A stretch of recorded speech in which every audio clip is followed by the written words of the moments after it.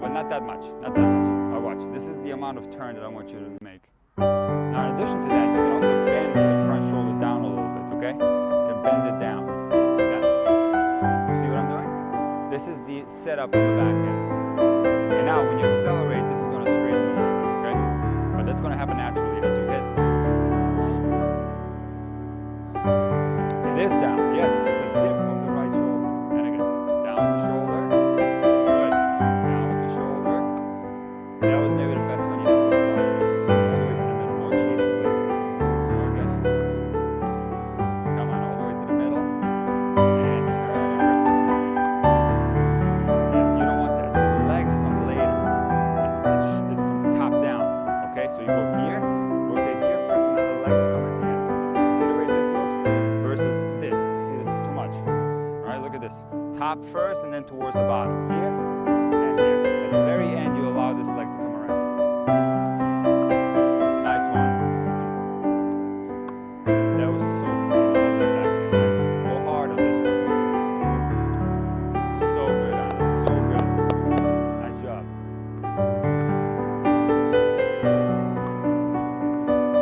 Oh, maybe the best one.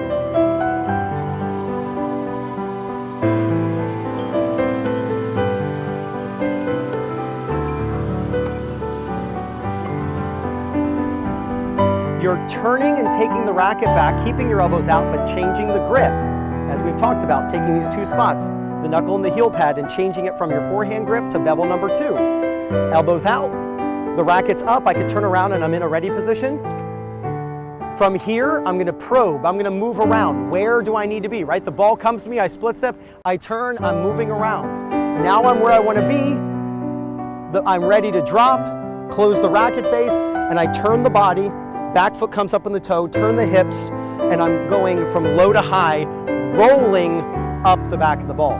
When you hit the ball, you would swing flat into it, and you'd actually pull across, and your racket was way over down here. Again, this will be easier to see from the back view, where you saw my finish, and I finished with my hands higher than eye level. So, one more time, and then we'll go from the back. We split step, elbows are out, I turn and I change my grip. The grip change happens between here and here, from in front to behind. I already changed my grip, but you couldn't see it. I'm doing this, but it's hidden in the turn. I move around with my racket 180 degrees back. I dropped, usually I drop when I step and my body goes down at the same time. I'm then gonna come up and roll up the back of the ball, and then I'm gonna finish high. You almost feel like a golfer because you're really swinging low to high. Topspin is a vertical spin, so we want to have a vertical swing path in order to create that vertical spin. All right, let's check it out from the back. It'll be a little easier to see the closed racket face and the finish from that perspective.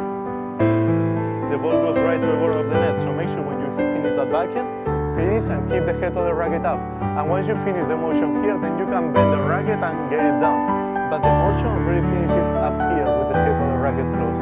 Now also, the last thing, on the follow through, make sure you keep the head of the racket close on the follow through. Don't hit and open up on this direction or the ball is going to tend to go up. So hit, and on the follow through you will see that the head of the racket keeps being close on the follow through.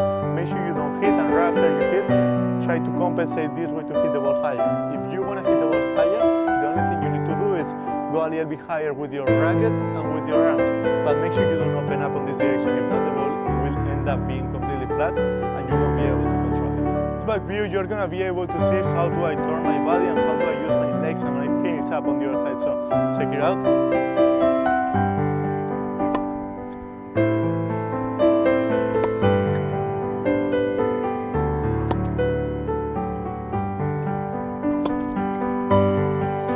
I don't have a ball. With a ball, he would be making a completely lateral level swing out towards the ball, which will never result in any substantial topspin. So we're actually going to cut to a super slow motion clip of Ira doing that off of a feed. Watch his left hand. That's really the key thing that we're going to cue in on here. His left hand is just dropping to the same height as his right hand before he swings forwards and goes out through the ball. So this is essentially a completely flat drive. It's never going to have much shape, curve or safety, is as he brings his racket down towards the ball, he's actually going to allow his top hand to drop below his bottom hand. You'll see that he's got a bend or a curve in his wrist here, and his left hand is now below the height of his right hand. From here, you can see how his racket head is dropped well below where he was going to be making contact, and this difference in height is fundamental to creating topspin. If you don't have this difference in height, you will never make topspin. It's physically impossible. So from this dropped position, he'll be able to accelerate the racket head up towards contact, and that vertical acceleration ultimately is going to be what gives him that forward rotation. So now we're going to cut to a super slow motion clip of Ira again. On this one, you're going to see him drop his top hand well below his bottom hand. That in turn drops the racket head and gives him that vertical acceleration up towards the ball, which gives him that forward spin and that safety that he was looking for. Lastly, I'm going to cut to some super slow motion footage of Novak Djokovic, and you'll see him doing the same thing. What I want you to think about this, the way I want you to think about this is having the top hand basically